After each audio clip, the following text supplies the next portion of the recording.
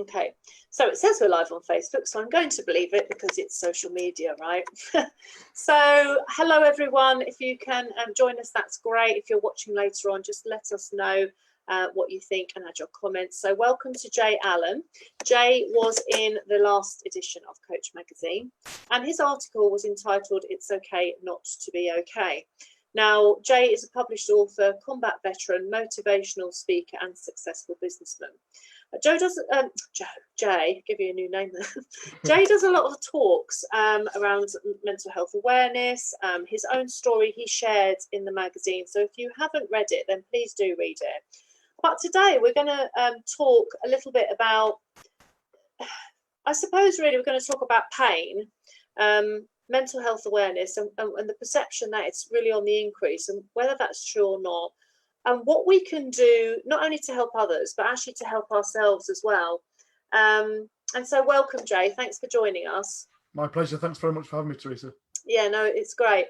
And I suppose this isn't a conversation about what's happened to Caroline Flack, but it's really about the tragedy that it has highlighted once again about, you know, wasted life and loss and the pain that people are in and the way that they feel when they're in that pain, that there is no way out.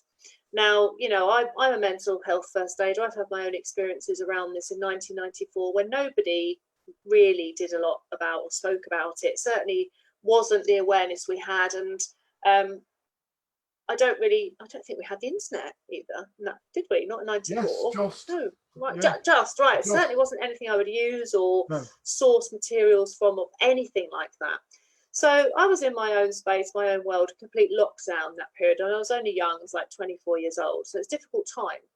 And Jay, of course, has shared your experience in here as well. And the point is, everybody has their own experiences, don't they, of what this means to them. But the outpouring that we've had since that tragic news around Caroline, the shock factor as well, I think is quite high.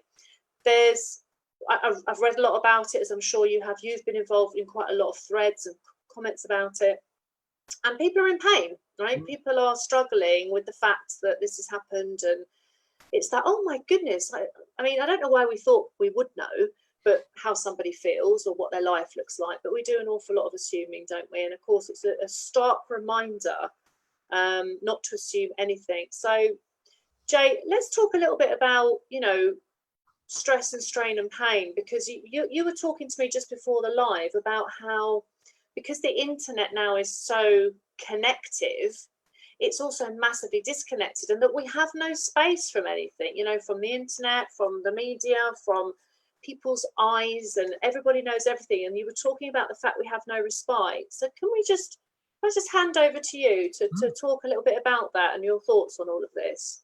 Sure. I mean, obviously, you know, our condolences to the Flack family for the tragic loss of yet another life taken far too early than it ought to have done, and to the many other families of whom are having to go through this every day. You know, last year, on average, 20 people a day took their own life through suicide in the UK alone, and they're estimated that up to 800 million people worldwide are suffering or recognised with some form of depression. So this is not a small phenomenon that we're talking about. This is 10 or 15 or 20 times more significant in every single community than the coronavirus that we're so worried about at the moment.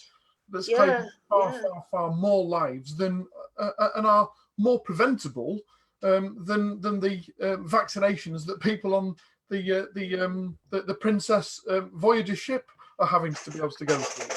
So it's interesting you say that. Yeah, preventable. So talk to me about that, really, because I suppose we were also saying that there's a lot of services, there's a lot of messages to sort of talk and reach out where you can go and who can help and things like that. So you refer to that as preventable. Talk to us a little bit about that. Well, I think there's two phrases, and first of all, it would be only right to be able to declare that this is a personal opinion. I'm certainly no psychiatrist or doctor or somewhere trauma trained in that type of area. Yeah, none of us are judge and jury. I would take that as a given, because we're not getting into certainly that from yet. my own experience. One, there's this social media thing that people are now blaming as a result of the tragic taking of a life. And what we've got to do is put things into context and understand that, I was born in an era, Teresa, you're far too young to remember this, but I was born in an era pre-internet, where we used to have board games and we used to go and play and kick a ball around on the street because it was safe to do so.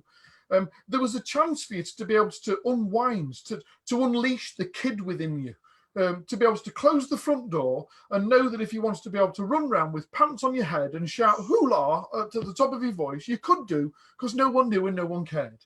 There was the chance to disconnect from all of the stress and strain of whatever it was that was happening outside the front door, and to create this, the man's house is his castle, to be able to have this empire that you could, even if it was just singly your own bedroom or the downstairs loo, to be able to lock you in. And you had this area of safety, this net that said I can go off and dream and fantasize. I can be whoever I want to be within this space. And of course, when we used to be at school, sorry to interrupt you, Joe, when we used to be at school, we'd have hassles with our friends and things like that. We could come home and that would be it, right? That would be the end of it until the next day, of course. And yes, it would be a worry if you had a problem. And, I'm not belittling any of that. But, we didn't get followed around by this, and we didn't get trolled, and we didn't get stalked, and people didn't know everything. And the thing is, we say that in a negative way, but also I want to be clear that I think it's extremely positive, everything that social media does, how it can build our businesses, how it can connect us, how it can make the world a smaller place. All of that is super, super positive, and I use it for that. So it would be ridiculous of me not to recognise that. And so do many people that are watching this. So I appreciate it. What I also agree with is that there's no space. There's like nowhere to hide these days, apart from maybe that lovely island that you have in your background. If you can get somewhere like that, but surely to be Wi-Fi. And people have to make such a conscious choice to disconnect from the externals. And of course, if you add your external stresses onto your internal stresses and your mental health and your well-being, that's a pretty bad recipe. Do you think? I think that's the biggest problem at the moment, is the fact that because we've got this 24/7 connectivity, there was a study done by Gant about a year ago that said people have more distress and anxiety by being further away from their phone than they do their partner or their children.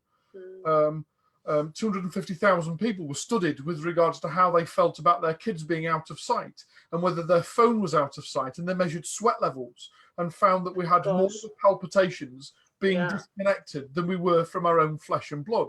And I think that's the problem, is the fact that 24/7 connectivity is deemed that we are forever at the beck and call of the next beep or text or pop-up or whatever it is that's coming in, and this natural assumption that if we haven't responded straight away, that in some way we're estranged or estranged from whatever's going on in this 24/7 connectivity world. Which is actually so ridiculous, because nobody ever cares anyway. Like, you sort of think, oh my goodness, I have a whole day off social media and I'm going to disconnect, and nobody goes, where's Teresa? Where's Jay? Where are they? Oh my God, I can't believe it. Nobody does that. No. And so, but yet we feel the need to announce it, to actually make it a thing, to detox. I'm going to have a Facebook holiday today. And you're like, and it's hard because, how about just have a holiday?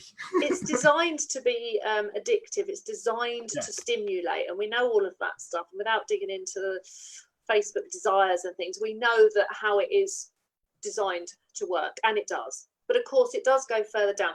But let's come away from social media a little bit. Let's talk about people. Let's talk about our states of mind and how this sort of recipe gets made to the point where something happens. And again, of course, it's not in isolation. Caroline was a celebrity, famous person. And of course, we all get to see it all at once. So it feels massive. It is very important. But like you say, there's 20 plus people a day, maybe more in other areas, that will take their lives and we don't even blink, we don't know about it. So it's representative, isn't it, of people's pain.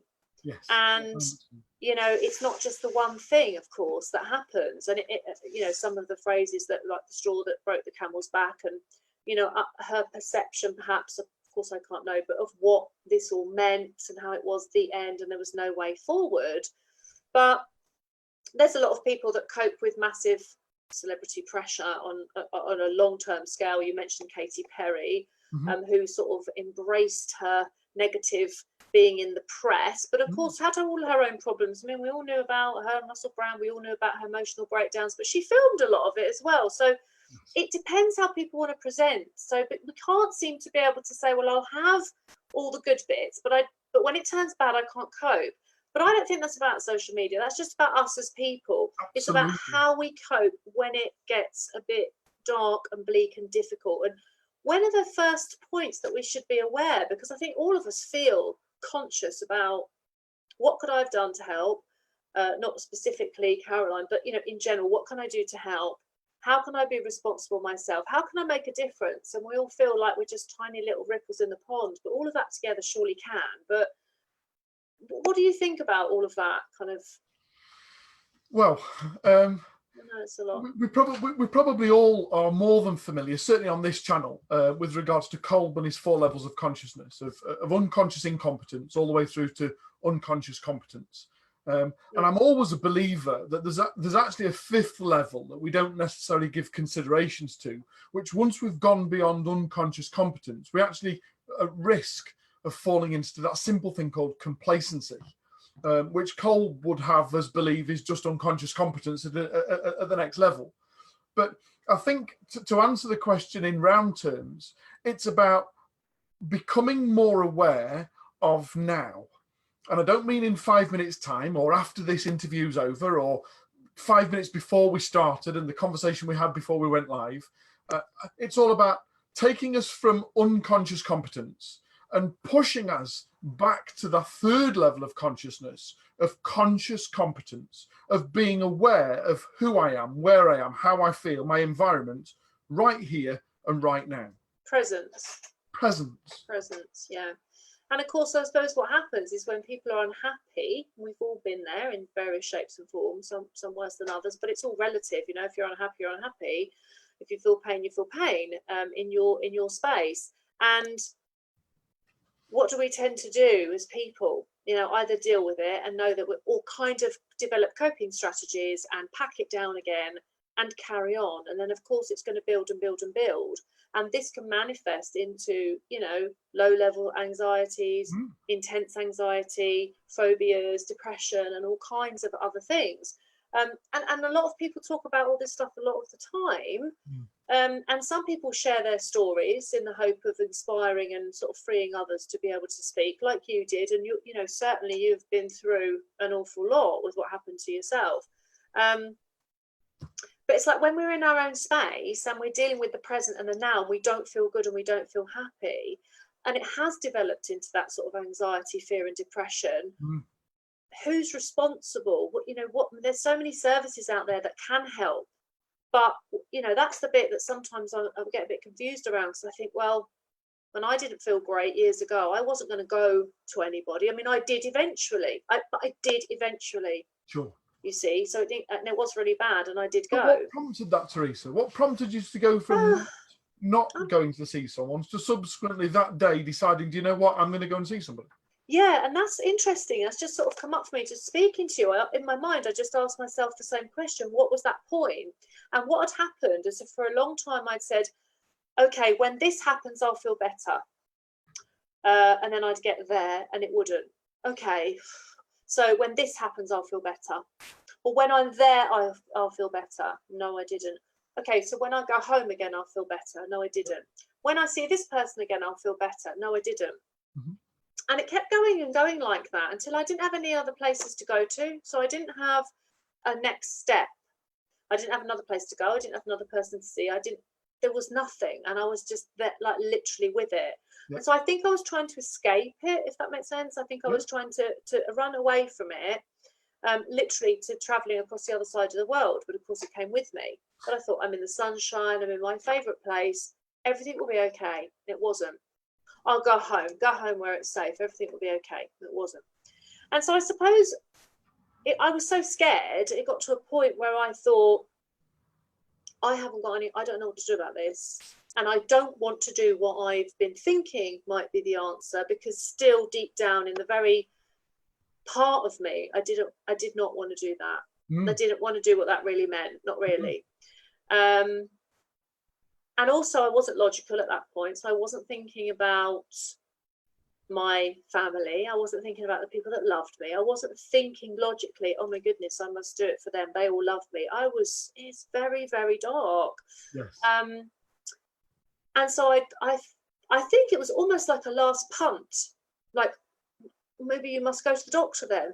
Like, I was so desperate, Sure. but I still couldn't even speak it. I couldn't verbalize it. I couldn't speak it. I wrote it all down. Okay. And I gave it to my doctor. Poor man. I look back now and I, gosh, dear, oh dear, what I did to him, I don't know. But he helped me. But I couldn't speak it, and I'm not sure that I ever did. And it was only when I was on a podcast with Kate Ashley Norman about 18 months ago, maybe not that long, I spoke about it, because I didn't think it was important up till now. It's like, well, I did it, I dealt with it, I was so relieved that I felt human. I came back. It took me 2 years to recover really deep down from it, because I was very anxious, scared it might happen again. Looked at a lot of the reasons why it did happen and kind of moved on. But this whole let's talk about it, I mean, I didn't mean to share my story or take over, but that's happened. But is that really going to make a difference to anybody? I don't know, because maybe it does, and people think, well, I didn't think someone like you would feel like that. I got a lot of that when I've talked about it afterwards.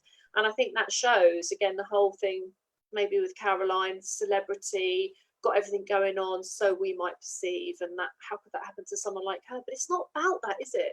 It's just not about that. It's quite fascinating. Thanks very much for sharing.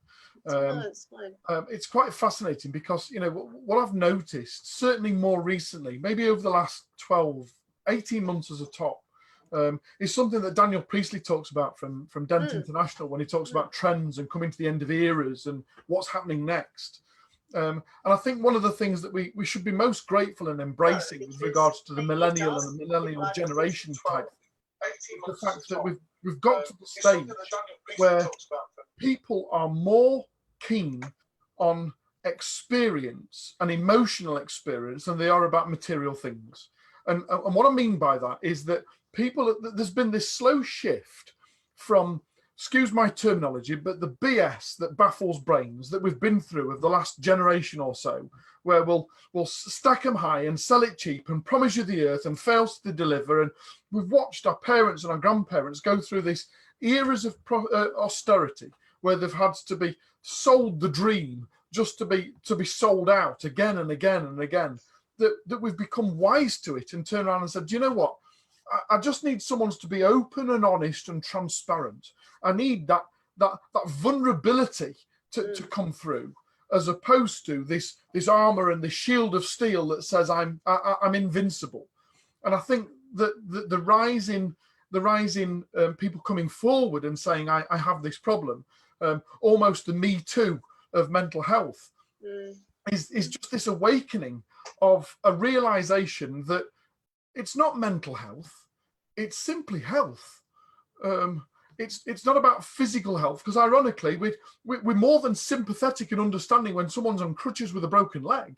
Well, of course, yeah, you can see it, and this is the thing, you can't see it. And I certainly wasn't very well physically when I was feeling like that. I lost a ton of weight, I wasn't eating properly, I wasn't sleeping right, and I wasn't in a good physical state, I'm sure. But because obviously my legs and arms were working and everything was working, people didn't say, oh, what's wrong with you? They didn't really notice anything. But I suppose we say mental because I think it's important there to differentiate between what we can see and what we can't see. Yes. So when we say mental, like, I can't see your mental capacity. I can't see your feelings, your thoughts, your emotions. I only know what you're going to give me. I only know what you're going to share with me, what you choose to share with me.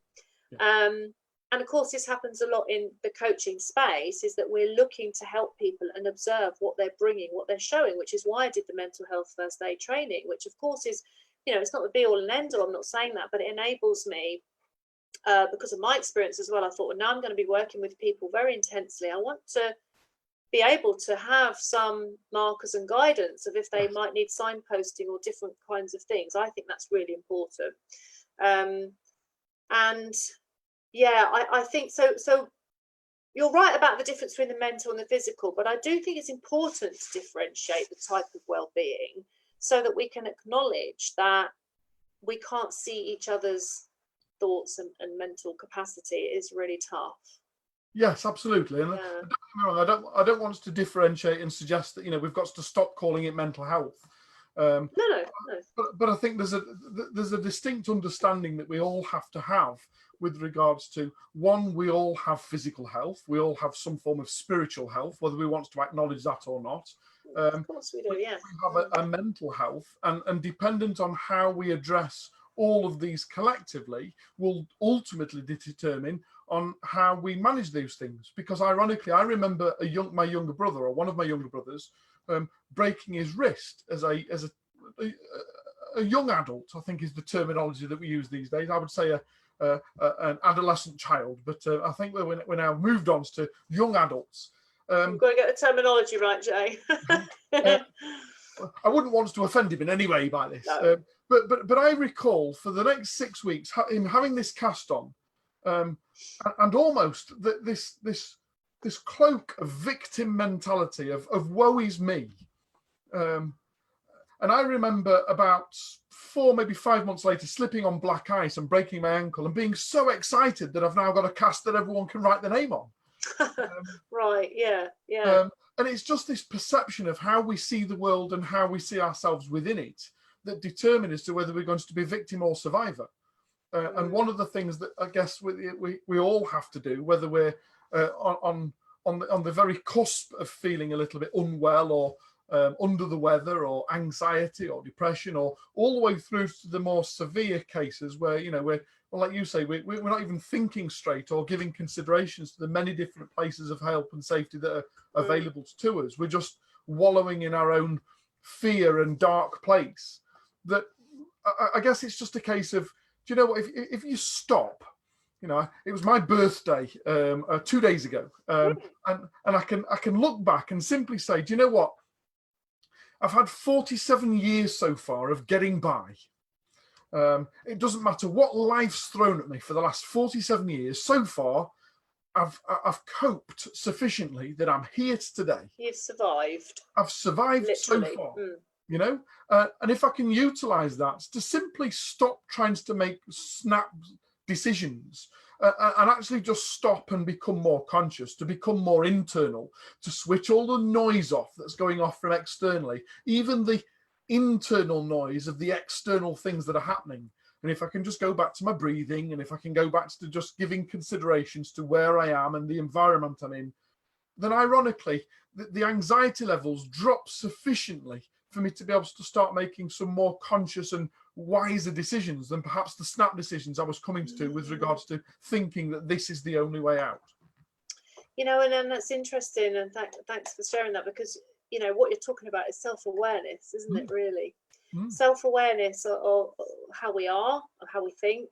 A lot of people don't have that, the levels that are required, so that when things start happening, because obviously you might start feeling a bit anxious about something, a little bit, and then something else, and actually it really does build the effects. Nobody wakes up one day in the state that I felt, or the place that you were. Nobody just gets there. No. There's layers and layers and layers and layers and layers. So the awareness and the being present and being self-aware, that's really, I suppose, what I'm hearing you say is the teaching there of what would really help us all to not only help others, but to help ourselves, is to be aware of how we feel and what might be different to how we felt before, and recognizing whether that's healthy or not. And of course, that's such a challenge. In the same breath I say it, I feel that it's a challenge, because you don't always notice when it's happening, if that makes sense, because you're developing all the coping strategies to cope with the anxiety and to cope with that. And you might say, oh yeah, I do get a bit anxious about X, Y, Z, but you're still dismissing yourself. Yes. And then the next thing, it's something a little bit worse. And the next thing, you cancel a meeting, or you won't go, or you won't go and see a person. You think, oh, well, I just don't need, and all this stuff is going on. And people aren't noticing. They won't notice all of that until something huge happens. And because it's so gradual, they don't notice. All of a sudden, yes, like, Teresa's just in a bad mood. And then it's all of a sudden, well, that's just Teresa. She just seems to be in a bad mood recently. And before you know it, I'm not going to stop inviting her. I'm going to stop linking with her because she's no fun anymore. it's all of a sudden this. Yeah. There's no suddenness about it, is there? It's been so subtle over a period of time that people have almost accepted it. And I think if we just go back one stage to what you've talked about there with regards to touching the nail on the head here, it really is the heart of the issue. Is I genuinely believe that the biggest cause of rise in problems like we're talking about today is a distinct lack of self-awareness and actually deterioration in human awareness of self and of others and of our purpose in society. I think rather than, whilst mental health first aid course and the suicide prevention first aid course that both of us have attended and benefited from, I think we've got to go a stage further than that. And rather than trying to create courses to cope with things, we've got to go back to the root cause of the problem and say, there is a distinct problem in society right now, starting from very young kids that have ceased to be able to either learn or develop or be taught the level of self-awareness necessary to be conscious of self and of self-worth and of that of another human being. And it doesn't seem to make sense, does it, when we're in such a world that is offering so much of this? I mean, just coaching as an industry has just exploded and continues. No signs of showing down, because we all need that, all of us. And so it doesn't make sense to me that it's not being sort of started at this young age. I mean, I noticed my daughter, she's 12. She comes home and talks about how they've watched an anxiety video. And I'm like, okay, so what was that about? I know they're trying to educate them to make it aware. She said, did you know that it's quite common for young children to have anxiety? And I was like, right. I said, well, it's also quite common for them not to. And it's not like a thing that you must own or hold on to. But some of this I worry about a little bit. Missing out. I've not got anxiety. Yeah, or, I mean, it's natural. It's like, what I heard it described as like fear spread thin. Anxiety. And so who hasn't felt anxious about something? Like, hands up out there, actually, because I'd love to meet you, because I still do sometimes. You still do, of course, and lots of people do. So it's a normal human feeling, right? But if you start packaging it up and owning it as young children, delivering it without the strategies to sort of cope, then my daughter started thinking, A, it's quite common. B, that sounds like something I felt before I went into my test and I was a bit nervous. And C, maybe I've got anxiety. And at one point, about 2 years ago, she started to talk about, my anxiety. And I stopped that. And I don't mean in terms of I stopped her expressing her feelings. I mean, you don't need to own it like mine. Because sometimes you'll feel anxious, sometimes you won't. And we kind of got through that. I think we're very good at labelling, though, aren't we, these days? Everything has to have a label and a package and a parcel somewhere. If you haven't got a therapist, what's wrong with you? Perhaps you need a therapist for your therapist. There's this fear of either missing out or of not being part of the norm, or the need to be part of a group, the anorexia group and this and the other. Do you know what? There are times where I've been off my food too. It doesn't automatically mean that I'm on the risk of becoming bulimic or anorexic. It simply means that, do you know what? I didn't fancy it today. But of course, that is also an illness, certainly one that is very much in the mind and the perception of self and all of those things. And I think what that shows is that when people want to group, they want to feel understood. They want to group, and it's like, oh my goodness, you understand me. We're talking about the same thing. Finally, I don't feel alone. So it does negate that sense of isolation. But of course, it can also perpetuate and expand it. I was going to say that my worst time during my period under section, I was very open and honest in the article also with regards to 2001, sectioned under the Mental Health Act, maintained under the Mental Health Act for 8.5 months for my own protection. And I very much acknowledge that now, but probably the worst time ever during that 8-month period is when I realised that under section, I was surrounded by a whole heap of other people under section for their own protection, locked away from the outside world of normality. So at least we could be safe in an environment and away from everybody else. Did that help you? No, it was bonkers, because all you did is you were self-perpetual in each other's misery. Right. If I was just a little bit better today, I only had to look around the room left or right and found somebody else that was worse off than I. And did that stifle your recovery in any way? Massively. Right. Because the minute that you feel you can breathe a little bit, did you feel that then you couldn't because of everything else around you that was worse, like you say? I'm really couldn't maintain that self. Yeah, I mean, my ex-wife, the mother of my son, we determined. I was 3 when Bailey was in hospital. When I was in hospital, Bailey was still far too young to know any of this and acknowledge anything that was happening, other than Daddy was away at work, away with work. Yeah. Which was easy for him to understand because as a soldier, I was often away with work. Right. Yeah.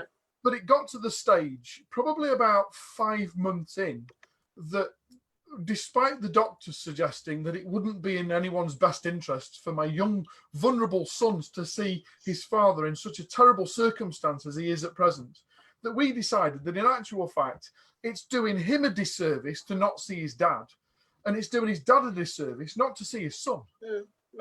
So it was agreed that I wasn't allowed out the hospital. I was only allowed out under supervision to be able to have a walk in the hospital grounds and meet my son in his pushchair and to come for the afternoon for an hour. They were allowed to come and visit me. And there was somebody in the wings watching to be able to make sure that I didn't suddenly do something distressful or whatever. And I recall how disappointed I was that it was likely to get cancelled because it had started to rain. And I was so adamant that it didn't matter. I've got a coat and my son's got a coat and it'll be fine. Yeah, because you just wanted to connect with your son. Yeah. And ironically, sitting for about 20 minutes playing throw and catch with a ball under a tree in the throwing down rain in the hospital gardens was probably the best thing that happens to me in 5 months. Yeah, I can so understand that, because it's like, of course, we don't want to expose children to difficult places and tough circumstances. We don't want to do that. But there's also reality. There's also a relationship there to preserve as well, like you say. And that kind of therapeutic playtime, and just really, because a young child's not going to judge you either. They're not going to, at that age, know what's going on. And so he's just going to, Daddy, throw the ball. And that must be beautiful for you to have been able to do that with him and feel anything other than just his dad for half an hour. Bailey will be 23 next month. Oh, wow, yeah. And, 20 years ago, that story happened. And yet I still recall throwing the ball, catching the ball, sometimes dropping the ball and him laughing by the fact that Daddy dropped it instead of Bailey dropped it. And just a child's laughter was sufficient just to be able to start to put things back into context and say, do you know what? Of all the stuff that's going off right here, right now, being present, hearing that infectious laughter of a small child is just enough to be able to put things back into context and say, I can cope. Powerful, because it's healing, isn't it, as well? And it's love, you can experience that. And when we can connect with other people, whether they are our family or they're our friends, we feel heard. But sometimes, of course, they don't understand. Sometimes, adult to adult, you don't get that, or you don't reach out to the right person, or you're brave enough to reach out to somebody and you don't get the response that you want. So guess what? You just go straight back in. Yeah. So, I mean, of course, we don't have the answers today, Jay, and it's been really interesting. We just said, let's go just see how we get on with this organic conversation. So it's been lovely in many ways. But I think it shows that we all need each other. I think it shows that, connection is very, very important. It's one of my values.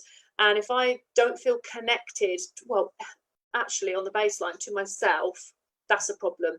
And when I wasn't very well, all those years ago, I felt disconnected from me, from who I was, from who I believed myself to be, all of it. And that was the worst feeling of all.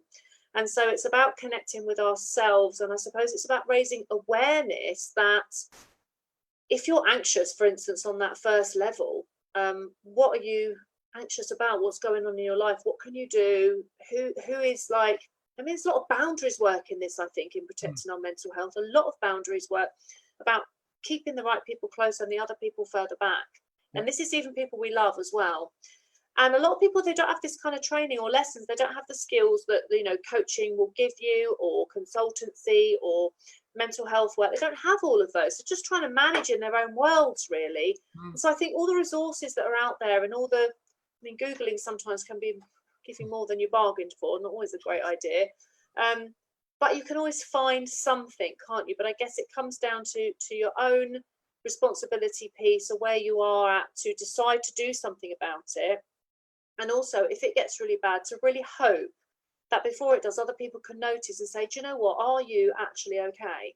Are you? Because you don't seem okay to me, and I'm worried. Because sometimes those are the only words that people need to hear, to actually hear that they're not okay and it's not going all right. But we're not really brave enough to say them, are we? We talk about it a lot, but do we really say that? I mean, I don't know, guys. You talk to us. Have you ever asked anyone that you've thought, I don't know, something?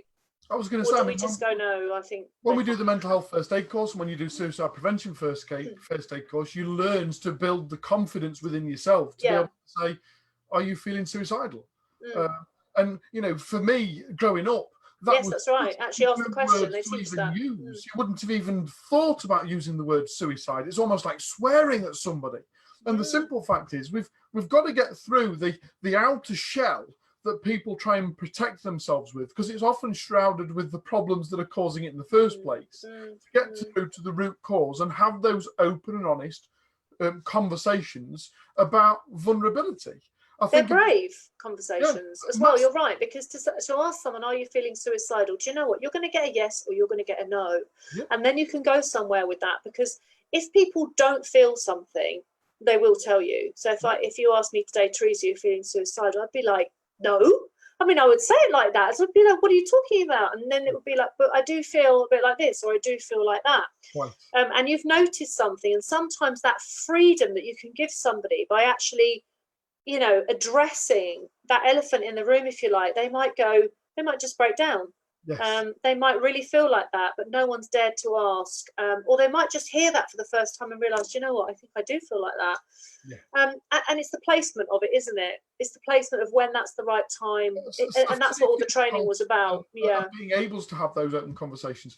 Teresa, I think it's really important just to be able to briefly share one thought, because one of the big angsts that I have with regards to this is the fact that people can sometimes be inspired by our conversation or other conversations with regards to mental health and needs to go off and do something, and then almost go off on this one-person crusade to try and save the world from mental health.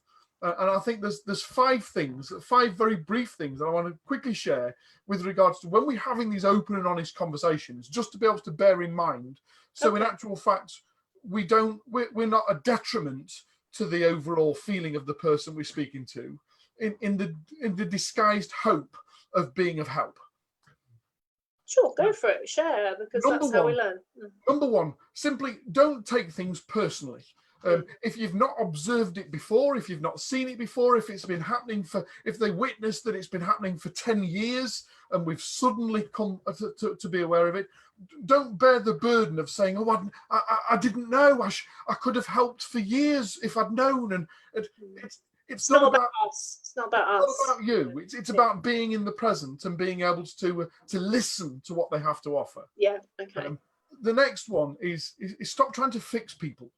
There is this distinct need to suddenly become the knight on a steed and wrap you up and take you away somewhere and make you safe. And ironically, people don't need to be fixed. They simply need to be heard that they're feeling broken. And there's a huge difference between feeling suicidal and needing someone to be able to talk to about feeling suicidal. The distinct desires to do it as opposed to talk about it is miles apart. And yet we can quickly shift from our perception of what's being said to what's actually being said. And we jump into, can you fix it? Yes, I can, as opposed to simply listening.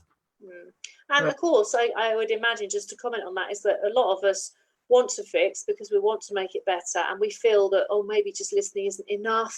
It's not enough. We need to come up with the solutions as well, and the ideas, and have you tried this and have you tried that, which of course can be super overwhelming. But again, you're NLP trained, aren't you, Joe? Sure. Yeah. So of course, one of the presuppositions is that nobody is broken. There is no breakage. Okay. And so there's nothing to sort of fix as such, and people will find their way to what feels right for them to be whole. Yes. And we want to be a part of that. But listening is so important. I mean, I don't like people giving me the fixes. It really annoys me. So like if I say I've got a problem, have you tried this? What about that? Well, and I'm that's so annoying. I just want to chat about it. So imagine when it's Absolutely. very sensitive and Two minds personal. are better than one, not that your mind is better than mine. Yeah, so there's differences and there's nuances, but of course the main thing I take from that is that people want to help, they want to fix, they want to make it better. We're designed to want to make it better in essence for other people, but stand back and listen and don't go in with all the fixes. Okay, number 3. Because it's quite interesting, because all we try and do by being the fixer, we're automatically creating them as the person that needs to be fixed, and we're holding them in that space. And then they may also go deeper into that. And absolutely. The more that you've recognised that I'm now broken, but then I'm terribly broken. And yes. No one can fix me. Yeah, you get into states, don't you? Different states over that. Okay. So number 3 is don't give advice. And it goes with the fixie type thing. But have you tried this? And what about this? You'll feel better if you do this. Old one. Why don't you just have a hot cup of tea, love? The amount of times a hot cup of tea would have solved the world, according good night's sleep. The middle class housewives of the 1950s and 1960s, everything was fixed over tea and scones. I think we're quite British. I think we might still try and do that for a long time to come. And actually, a good cup of tea never hurt anyone. But I guess it's just the essence of, again, the fixing and the sort of blanket elastoplast that you put over it.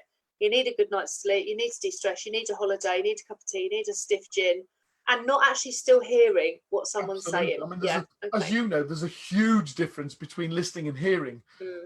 And yet so few of us have actually applied that learning to move from hearing some things to actually truly listening to what's being said, and sometimes listening to what's not being said. Always that one. I would say that's the one.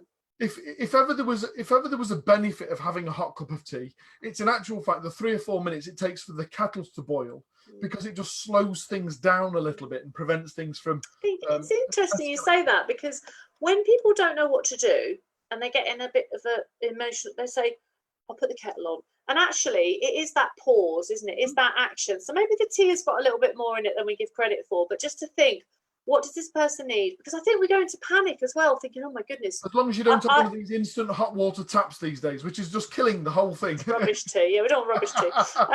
But it's like, oh gosh, I don't know what to say. What are they going to say? What shall I do? And suddenly, like you said, point number 1, it's all about us again. What am I going to do? Yeah. How am I going to fix this? Oh my God, they're going to tell me all this stuff. So don't panic, I suppose, is another good point. Don't panic just for someone. They've burdened me with their problems. Now I've got to fix it. Well, no, they've just simply shared it with somebody else. Which is a very good point as to why we can all be mindful about who we choose to share with, in order to get the response that is going to be most helpful. And with all the services and the helplines, I know it's difficult talking to a stranger, but sometimes it's easier. Yeah, absolutely. Sometimes it's the things to do, because you know that full well that once you've offloaded this, you might never see them again. And therefore you could tell them anything. And I think once you're there, it's a little bit like going to therapy or having coaching. Once you're there, you go, "Oh, I wish I'd done this 10 years ago. I wish I had spoken to someone before." But it's that getting there where you are literally frozen in your own cement of pain that you can't move. And we want to I certainly want to be more mindful always of anyone that I notice that comes into my realm that is possibly feeling that way, and I would address that. And so, good points. And number 4. Number 4, don't minimize or make comparisons. That is a massive one. That's a massive one. And there's nothing worse than saying, "Well, that's nothing. You ought to have heard of." For them, it's everything. People do that a lot, don't they? And as soon as you say something, they say, well, my brother's wife," and then they're off and they tell you a story that is much, much worse, because actually it's also a bit of that. Yes. I'm going to push this away. I don't really know what to do, so I'm going to talk about that because that's made me think of that. And again, completely missing the point. Also saying, well, your thing's not so bad. There's always, one of my least favourite things is there's always someone worse off. Now, it's kind of a good reframe depending where you position it, but when you're really needing to be heard and you're talking and someone says, "Well, there's always someone worse off than you," it's like, unimportant me, someone's worse than me, stop complaining, stop. And so that is really, we don't realise what we're saying, I think. That's what it is some of the time. We don't actually think. We do the worst damage with the greatest intent. of course, yeah, best of intentions always, and I believe that everyone has that. Again, NLP presupposition. Everyone's doing the best they can with the resources that they have. Very, very interesting conversation, that one, for another day. But what about number 5? And then we'll number 5 is the finish, really, is simply stop judging people. We all have our own frame of the world, and yet we can so easily try and map that or match that onto somebody else's frame of the world. Yeah. And say, well, if I were you, I'd, well, that was a foolish thing to do. Why would you have? There's this continual them and us conversation of simply understanding that, today I'm feeling fabulous, and unfortunately somebody else is feeling less fabulous, and yet ironically in 3 days' time the roles could be quite easily reversed. So it's just a simple case of being able to stop putting our own taint on the world or perception of the problem. And believing that's how it's going to fix me is going to it's going to fix you. There's the old biblical proverb, do unto others as you would have done unto yourself, isn't actually that effective, because the simple fact is you might want somebody to treat you in a completely different way to the way in which they would prefer to be treated. And I think, that's interesting as well. And of course, it's how we want to take something is depending on what it's going to mean. But the essence that I read into that, and it's probably a really good way to wrap up as well, considering that we did start this off talking about what happened to Caroline and lots of other people, is that the essence of do unto others as you would have done to yourself is basically about kindness, isn't it? Really, it's like treat someone as you would like to be treated in the human way. Absolutely. And and you see a lot of this at the moment in a world where you can be anything, be kind. And kindness comes in lots of different forms. And I think in this conversation, the kindest thing to do, I would think, is if you think anyone is struggling at all, just ask them. Give them a space where they could just say, do you know what? Yeah, it's quite bad. And then just go from there. Don't worry about what you're going to do or if you can fix and all of that. But just give them that. Are you really okay? And see how they respond, and don't be scared of actually, because that is kindness as well, to give someone that opportunity to say, do you know what, actually I'm not. And the relief there is just immense when someone does that. And often we say, no, it's fine, I'm fine, but don't let that go. Just say, well, you don't seem fine. You honestly don't. I always suggest in circumstances where you feel the need to ask that type of question, you have to reframe it 3 times. Yeah. And if you get the same response on the 3rd time, then move on from it. Yeah, and of course. The moment that you get a different response from the last time, then it's become the first time that you frame it, and you've got 3 more attempts to be able to find out as to where the root cause is. That's a great way to put it as well, because people aren't going to always say, oh my God, thank God you've asked, now I feel terrible. Some people will just go for it, but other people will just say, no, it's okay. And of course you can pick up a lot from that, because I'm saying not, but I'm probably giving you all kinds of physiology that says that's not the truth. And so you can ask again. And of course, 3rd time, any more than that, you're going to actually start getting on someone's nerves. So they're either not ready or they are actually okay. But it's not going to do any harm, is it? It's not going to have hurt, and it could have helped. Every time that we ask and we get a good positive response, it's simply a rehearsal for the next time that we don't get such a great response. Yeah. Oh, well, thank you, Jay. It's been really, I feel like it's just been me and you chatting, and of course it has, but I really hope that people will, and it's been quite a long video and I appreciate that, and some fast forwards may be required through certain parts, but as long as those main elements are picked up of really just talk to each other, do be kind, don't try and change people or fix them or anything like that, but just be mindful and build our own self-awareness so that we can actually think about how we feel, and if we don't feel how we want to feel, what we're going to do about it and how, because there are lots and lots of different forms of people that can help these days, but it can be a scary place. Isolation is not pretty, and we've all felt it in various forms, so we're all in it together, and I do hope that some of that will be helpful, because it is, when you see the world in pain and you see it a lot, it feels more painful, but you know what, this is happening every single day. And so we've got a duty to each other, I think, to try and help. So hopefully we'll, and thank you so much for your time. We have been so long on this, but it's a very important subject, and if people care enough to sort of listen through it, then thank you, and I hope you've got something from it. So Thanks, Jay, and I will speak to you again, I'm sure. And appreciate your time. It's very valuable. My pleasure. God bless to you both. Take care. Bye-bye. Bye now. Bye.